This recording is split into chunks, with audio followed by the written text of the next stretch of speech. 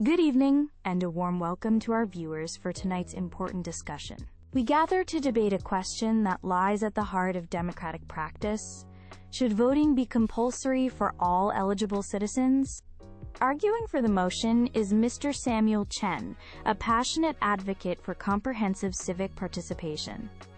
And arguing against the motion, we have Ms. Olivia Hayes, a staunch defender of individual liberties. Each speaker will present opening statements, followed by rebuttals and a moderated discussion, concluding with their final summaries. Thank you, Dr. Vance. I stand before you today to argue affirmatively. Yes, voting should be a compulsory duty for all eligible citizens. My first point centers on the very legitimacy of our democratic institutions. When voting is mandatory, we see significantly higher turnout rates. This ensures that election outcomes are not merely the choice of a vocal minority, but a genuine reflection of the collective will of the entire populace. Consequently, the government elected holds a stronger, more undeniable mandate to govern, which is crucial for effective and stable leadership. Secondly, I contend that voting is not just a right to be optionally exercised, but a fundamental civic duty, much like paying taxes or performing jury service. These duties, while sometimes perceived as impositions, are essential threads in the fabric of a functioning, fair, and orderly society. Just as we contribute to public services through taxation, contributing our voice through voting ensures the health and vitality of our democracy. Thirdly, making voting compulsory can act as a powerful catalyst for civic engagement and political education across the nation. When citizens know they are required to vote, they are naturally more motivated to become informed about the candidates, the political parties, and the key policy issues at stake. This leads to a more politically aware electorate, capable of making considered choices that benefit the community as a whole. Some may argue that compulsion infringes upon individual freedom. However, I believe this small imposition is a reasonable trade-off for a significantly more representative and robust democracy. The collective benefit of ensuring every voice contributes to our governance far outweighs the minimal effort required to cast a vote. Thank you, Dr. Vance. I appreciate the opportunity to present the case against compulsory voting. My primary objection is that compelling citizens to vote represents a significant infringement on individual liberty and personal autonomy. The right to vote, a cornerstone of democracy, must inherently include the right not to vote, the right to abstain, the right to remain silent if one chooses. To force participation is a form of state coercion that undermines the very freedom of conscience that democratic societies claim to uphold. Secondly, forcing disengaged or unwilling citizens to the polls carries a substantial risk of increasing uninformed, random, or even protest votes. Such votes, cast without genuine consideration or merely to avoid a penalty, do not enhance the quality of democratic decision-making. They can actively devalue it. An increase in so-called donkey votes or deliberately spoiled ballots would hardly be a victory for representative governance. My third point concerns the quality of participation over mere quantity. A healthy democracy thrives not on coerced attendance but on informed and voluntary engagement. Our focus should be on inspiring citizens to participate, on fostering a political environment where voting is seen as a meaningful and impactful act, not a legal obligation. Simply driving up turnout figures through compulsion does not automatically equate to a more engaged or politically sophisticated citizenry. From a philosophical standpoint, the health of a democracy is not solely, or even primarily, measured by voter turnout statistics. It is measured by the quality of public deliberation, the informed consent of the governed, and the genuine willingness of people to participate in their own governance. Ms. Hayes raises the familiar concern about individual freedom, but I would argue that this perspective is somewhat narrow in this context. Many societal regulations, such as mandatory seatbelt use or compulsory education for children, involve minor compulsions for a demonstrably greater common good. The decision of some individuals not to vote is not made in a vacuum.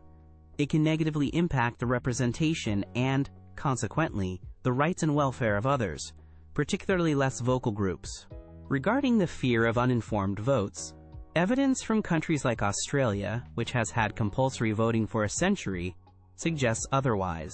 Citizens in such systems often take their civic duty seriously, leading to increased political discourse and awareness, not a decline in the quality of votes. The very act of preparing to vote, even if initially reluctant, can be an educative process, encouraging individuals to seek out information. Furthermore, compulsory voting is a powerful tool for inclusivity. It compels political parties and candidates to consider the needs and perspectives of all citizens. They can no longer afford to ignore marginalized or less politically active segments of the population, as every vote counts equally and every citizen must participate. This broadens the scope of political debate and ensures that policies are designed to benefit the entire community, not just those who are already engaged. Finally, let's consider political stability. Higher, more representative turnouts, as facilitated by compulsory voting, can lead to more stable and broadly accepted governments. It forces political parties to moderate their platforms and appeal to a wider cross-section of the electorate, potentially reducing political polarization and extremism. Mr. Chen draws parallels with duties like jury service, but I believe there's a fundamental difference that needs to be acknowledged. Jury duty, for instance, is about ensuring a fair trial, a fundamental right for an accused individual. It is a procedural safeguard. Compelling a specific political act like voting, however, is different from compelling participation in a justice mechanism. True civic spirit, in my view, must be voluntary to be meaningful.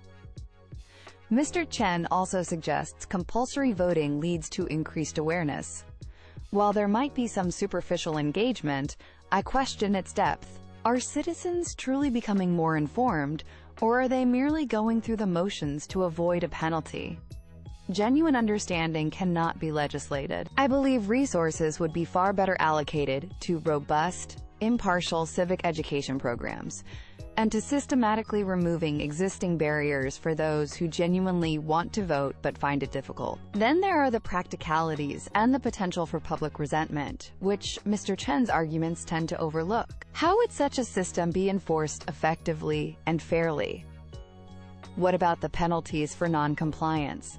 Would they disproportionately affect certain demographics? The administrative burden of tracking non-voters and implementing penalties could be substantial, and the process itself might breed cynicism and resentment towards the state. Instead of compulsion, we should focus on positive measures to encourage voluntary participation. This includes simplifying voter registration, perhaps making it automatic. We should also enhance the accessibility of polling stations, consider expanding early voting options, and, most importantly, foster a political culture where voting is perceived as a powerful and worthwhile act of citizenship. Thank you both for those insightful rebuttals. Mr. Chen, Ms. Hayes raises important concerns about the practicalities of enforcement and the potential for public resentment. How can a compulsory system address these legitimate issues without appearing overly punitive or further alienating citizens from the democratic process? That's a valid concern, Dr. Vance. Enforcement doesn't have to be draconian.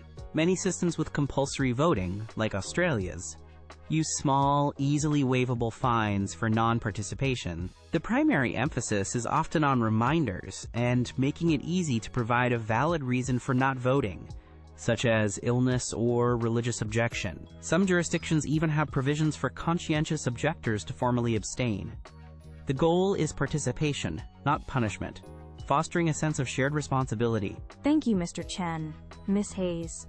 Mr. Chen argues compellingly that compulsory voting is vital for ensuring policies reflect the needs of the entire population, especially those who might be disengaged or marginalized.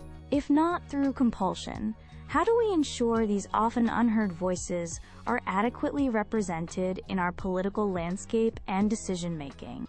That's a crucial question, Dr. Vance. Representation for all is paramount. However, compulsion isn't the only or best answer.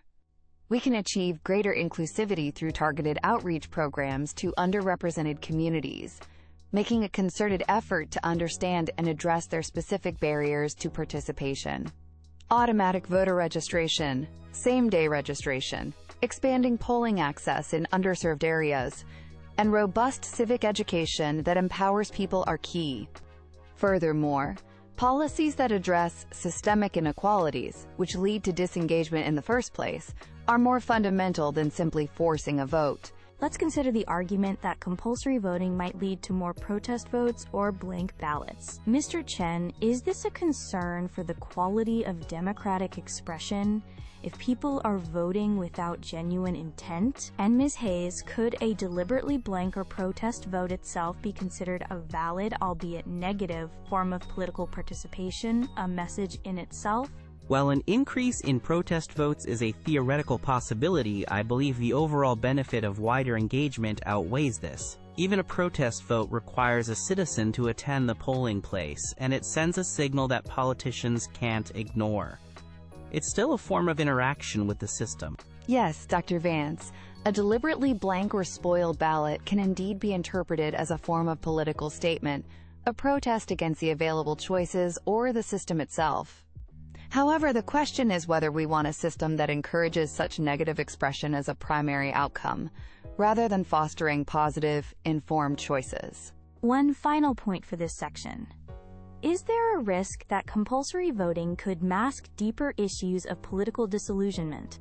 Could it create an illusion of high engagement when, in reality, participation is coerced and underlying dissatisfaction remains unaddressed? I don't believe it masks disillusionment. Rather, it brings everyone into the conversation, including the disillusioned. Their participation, even if initially forced, means their dissatisfaction is registered. Politicians then have a broader data set of public sentiment, including protest votes, to consider, which can highlight areas needing urgent attention and reform. I think there's a significant risk of exactly that, Dr. Vance. High turnout figures due to compulsion might lead to complacency among the political class. They might wrongly assume that high numbers equal satisfaction or legitimacy, thereby failing to address the root causes of why people wouldn't vote, if given the choice. In closing, I urge you to consider the profound benefits of making voting a universal civic duty. Compulsory voting is not about coercion for its own sake.